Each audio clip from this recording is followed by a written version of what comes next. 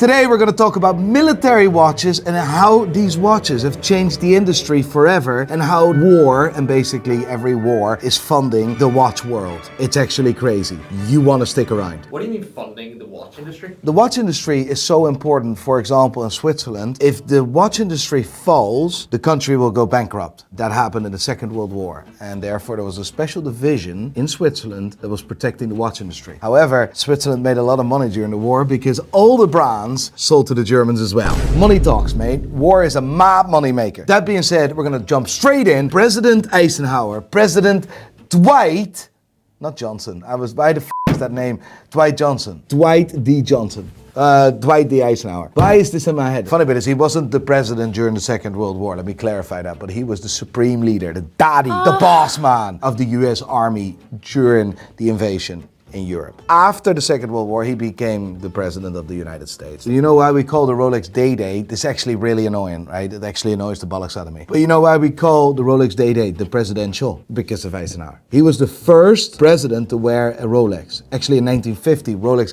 gifted him a Datejust, not a day-date. So this is really pissing me off. He was actually gifted, I believe, Datejust reference number 6305, which had the Jubilee bracelet, not the presidential bracelet. And that's why we call it the president, but he wasn't wearing the president. Does it make sense? No, me neither. It's really weird. I guess it looks like it. It looks like it, but it isn't. The Datejust you see here, reference number 6305, was later, of course, way after he passed, sold an auction in 2014 for a lousy $470,000 only. Like that watch today on auction would fetch millions, if not gazillions. But like that watch is the daddy. That's literally where the connection between Rolex and the US presidents started, with Mr. Eisenhower. Like today, that reference number, if we want to buy the exact watch and we engrave DDE, Dwight David Eisenhower, yeah, DDE, because that's on the case back, 6305, how much would we pay? I can buy that exact one for about, there's one here for £13,350. Not with the champagne dial though, but I could put a champagne dial in that and then engrave DDE on it. That's a win. Right, next watch, next hero. Oh, there's no hero, it's a movie, Warfare 2025. You seen it? No. Normally I looked forward to go to the cinema.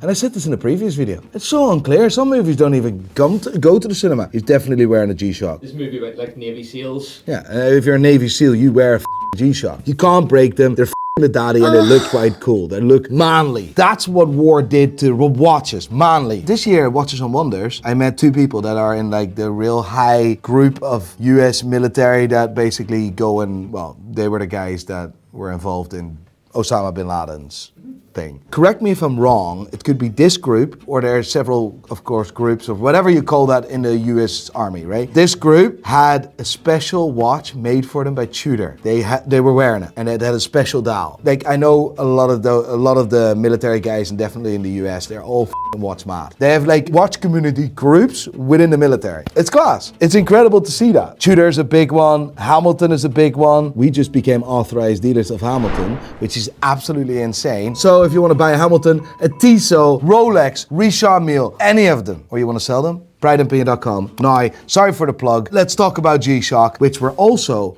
an authorized dealer for. I am so happy that a cheaper watch like Casio and G-Shock is never looked upon. People look at Michael Kors and think it's shit. Look at Armani and think it's shit, which they're absolutely correct about. But Casio, they actually made an impact. They made a huge impact. It's just a mad important watch brand. And they make the best watches in the world. There's not a watch out there that's better. And there won't be a watch out there that's more accurate. A platoon of Navy SEALs embarked on a dangerous mission to Iraq with the chaos of brotherhood of war and retold their memories of the event. And that's the movie about, yeah? It's actually really, really good. You should watch it. I'm gonna watch that. I'm gonna be on a long flight very soon, so that will be good. Like, this is not product placement. This is just, this is what it is, right? And I like that. However, what is product placement? Top Gun. To be fair, it is product placement done to a certain degree. It's an authentic story. When was the first Top Gun movie? 1986. You see a chronograph made by Porsche Design, actually. They were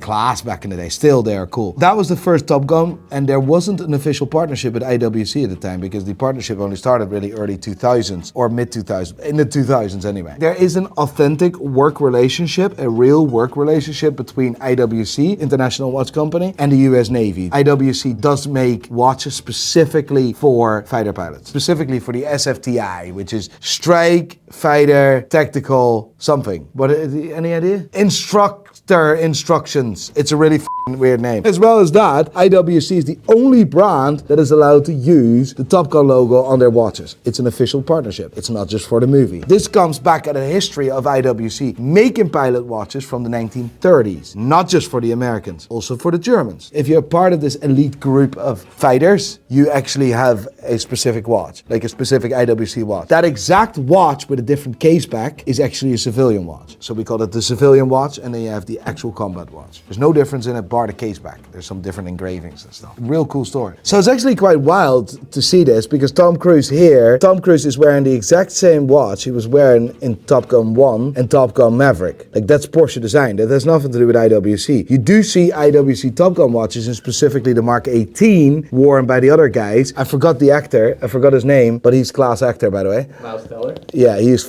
class. I've seen him in a few movies, but like that is the exact watch that is actually being used in combat by the fighters, etc. And because I've partnered with Vanadum, you actually have the chance to win a Top Gun watch. Vanadum is a veteran-owned, family-run business. They're offering you the chance to win one of these insane Top Gun IWC watches. All you have to do is go to the first link in the description or go to vanadum.com/Nico, grab one of the limited edition collectibles, and you're automatically in the draw where you actually get the chance to win one of those insane IWC Top Gun watches. This won't last forever, it only runs for a limited amount of time, so make sure you are there, you're fast, you're rocked in, you're dialed in. It's a really cool opportunity to win an unbelievably cool watch. And also, while you're at it, get a limited edition collectible. Vanadum, thank you so much for your support in 2025. It really means a lot to me. I'm really grateful that we can offer watches to my subscribers. Love it. General MacArthur. Before we go into General MacArthur, which is a really important general, yeah, we respect our generals. Well, it's not my general, he's dead anyway, but he's like American, really important. Yeah, there was a commander-in-chief, it was Henry Guisan in Switzerland. His main priority was to protect the manufacturers of watches. How about that? The factories. During the Second World War, He was in the Swiss Army, he was in the Swiss Army. but his role was to make sure watches. Henry,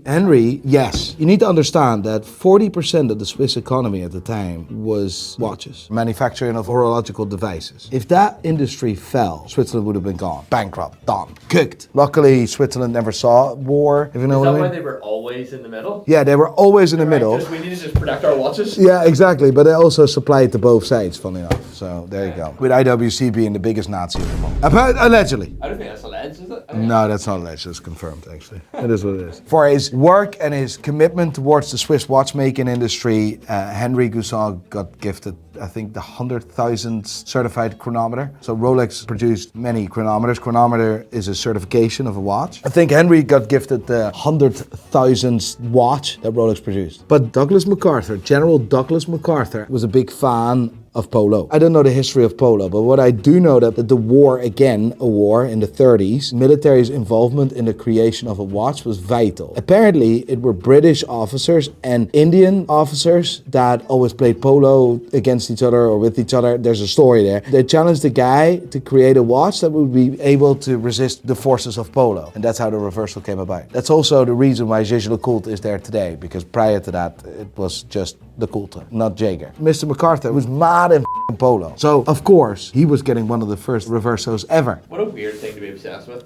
Yeah, it's a really big day. Like. And apparently the French gifted him that watch. There's several photos of him actually wearing that watch. It became massively popular among military and officers and commanders. It became a really popular watch. I would argue to say it was one of the most popular watches at the time. It became like a cult status, the military general watch. It was like the daddy. It's crazy actually to think about that, because the reversal at the time was quite small. Keep in mind, watches back in the day were small anyway, and they were considered still feminine. The war and the First World War and the Second World War changed that. 1904, Cartier makes the watch for Alberto Santos Dumont. There were pocket watches with straps. Aviator and very wealthy guy, Mr. Alberto Santos Dumont, wanted a watch on his wrist so he could time things significantly easier. At that time, flying wasn't normal. And these guys, these pilots that were able to fly those machines were considered probably the biggest heroes in the world. If you were a pilot, you were like the daddy. And what did we pilot. My plan is that I will be pilot. Yeah, he's the pilot. Great. But those guys needed watches to measure longitude. Longitude is needed to navigate. We used it at sea with sea chronometers, but now they were in the air. And all of a sudden, you saw pilots, the coolest people in the world, wearing wristwatches. That's really what made watches, that were actually called wristlets, a female's accessory, a dominating, masculine man's accessory. The war. Fighters. You gotta change that name, Mike. You can't be a guy rocking a wristlet. No, that's really changed the industry. Swiss watchmaking was vital in every war because those were the only tools. Like look at Breitling with the chronomat, chronograph mathematic. With that watch, you were able to measure your fuel consumption. Now, all things that we consider completely normal, but that wasn't normal back in the day because flying wasn't even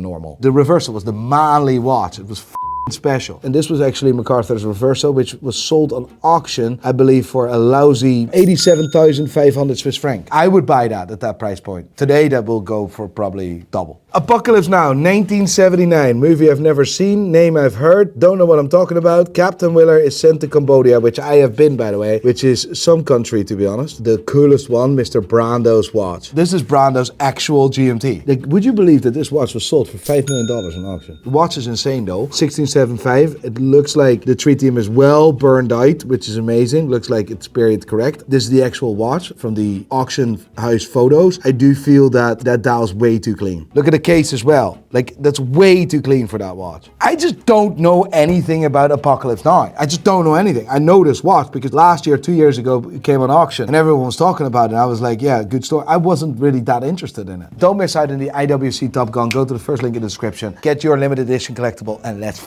go.